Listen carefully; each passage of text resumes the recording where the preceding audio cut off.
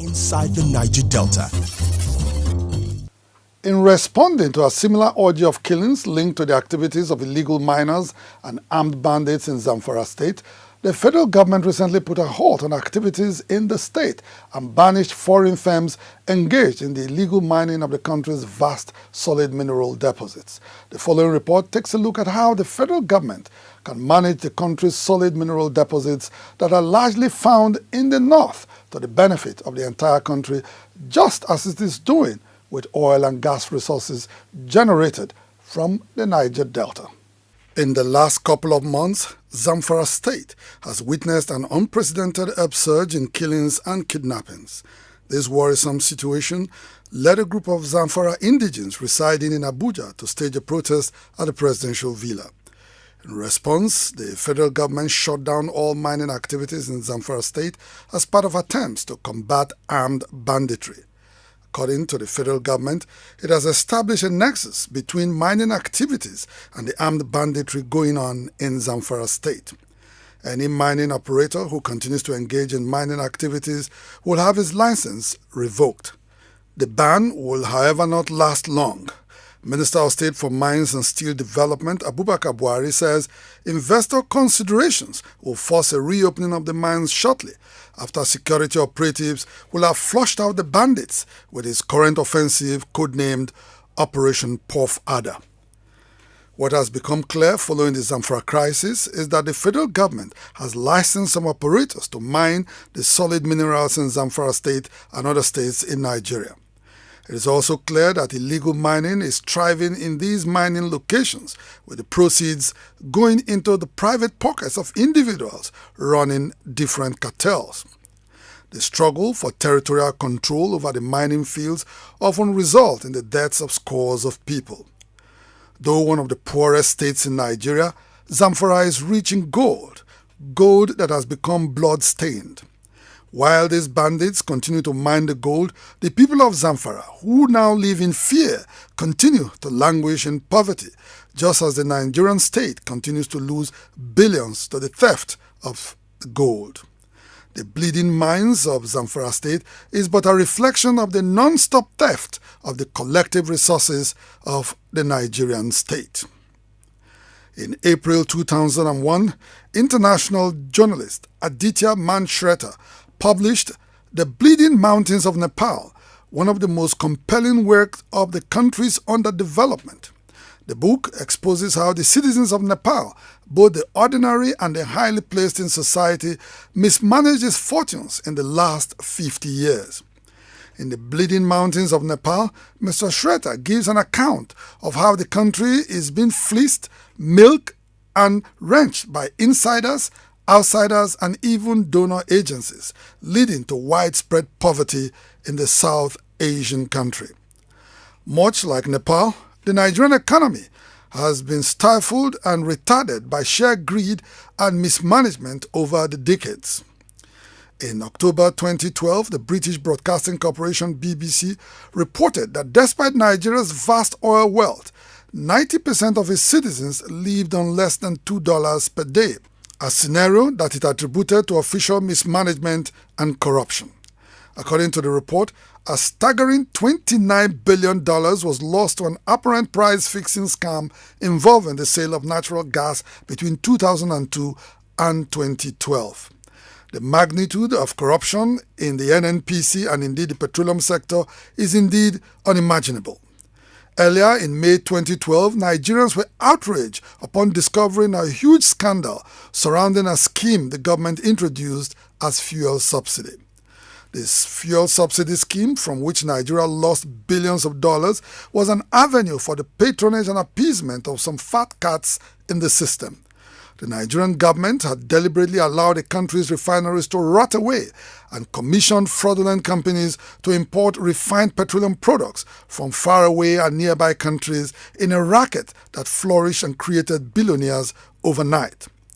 Little wonder the number of fuel importers in the country increased from 6 to 140 by 2011. The official sleaze in Nigeria's oil sector had led to the ascendancy of some misguided youths in the Niger Delta, who in collaboration with some unscrupulous state officials have been engaged in crude oil theft on a massive scale. By 2011, it was reported that crude oil theft might have reached emergency levels, with 250,000 barrels of the black gold stolen every day, amounting to about 10% of annual production at a cost of $6 billion per annum. The general impression is that the greatest threat to the Nigerian economy lies in the mismanagement of the petroleum industry, but this is far from the truth. There's enough evidence, however, to suggest that large-scale theft in the solid mineral sector has equally brought the economy to its knees over the years. It is a known fact that the solid mineral sector, an otherwise vibrant sector of the economy, has been left lying fallow due to the lack of insight on the part of successive managers of the economy. At the last count, it was reported that the country is endowed with about 34 solid minerals identified in 450 locations across the country, and they include large deposits of zinc, bitumen, gold, coal, iron ore, lead, and many others. While the solid minerals, largely relegated, are found in different parts of the country, they have been constantly mined in some northern states of the country by individuals operating without land rights, mining licenses, and other relevant documents. This brings to fore allegations that the country is bleeding from an untold sabotage in the solid mineral sector of the economy. Only recently, Global Rights Nigeria, an international human rights organization, alleged that the country loses over 152 billion naira worth of gold annually to illegal gold exports. This allegation is supported by a recent World Bank-assisted study conducted by the Nigerian Extractive Industries Transparency Initiative (NATI), which reveals that government's laxity in the sector has given rise to illegal miners currently in control of over 80% of the mining fields of Nigeria's precious metals.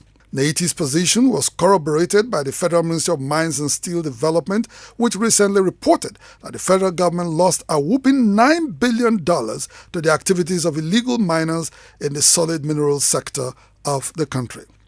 Recently, the EFCC arrested one Abba Ali Yahaya with illegally mined gold from Zamfara State worth 1.2 billion naira, which he was trying to illegally export to Dubai, United Arab Emirates. Also at the Lagos airport, the EFCC impounded gold worth 211 million naira, which was also being illegally exported to Dubai, United Arab Emirates. Vice President Yemi Osinbajo could not have been far from the truth when in the month of November 2017, he stated that Nigeria was not poor because it had no resources, but that its poverty was a result of mindless stealing and mismanagement of the country's vast resources.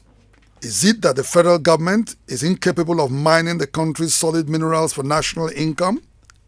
Is the federal government deliberately turning a blind eye to the illegal mining of solid minerals in the country to the benefit of certain individuals?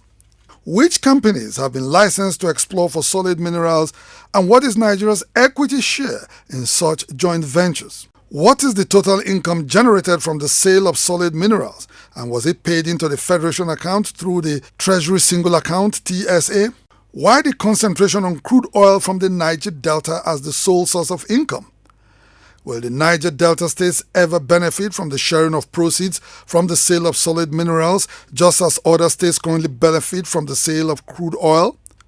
From all indications, it is clear that the case study of Nepal, employed to draw significant parallels with the Nigerian experience, only amounts to scratching the surface with regard to the mismanagement of the nation's natural resources. We therefore call on the National Economic Council to carry out a full investigation of Nigeria's natural mineral resources, a process that should be backed with an adequate monitoring mechanism. It is instructive to note that such a process must necessarily carry along the host communities that have been long relegated to the background, with the objective of making them part owners of the natural resources residing in their domains. As Professor Osinbajo rightly points out, Nigeria can easily come out of its current economic doldrums only if the proceeds of its abundant mineral resources are properly accounted for and exploited for the common good of the generality of its citizens. Inside the Niger Delta.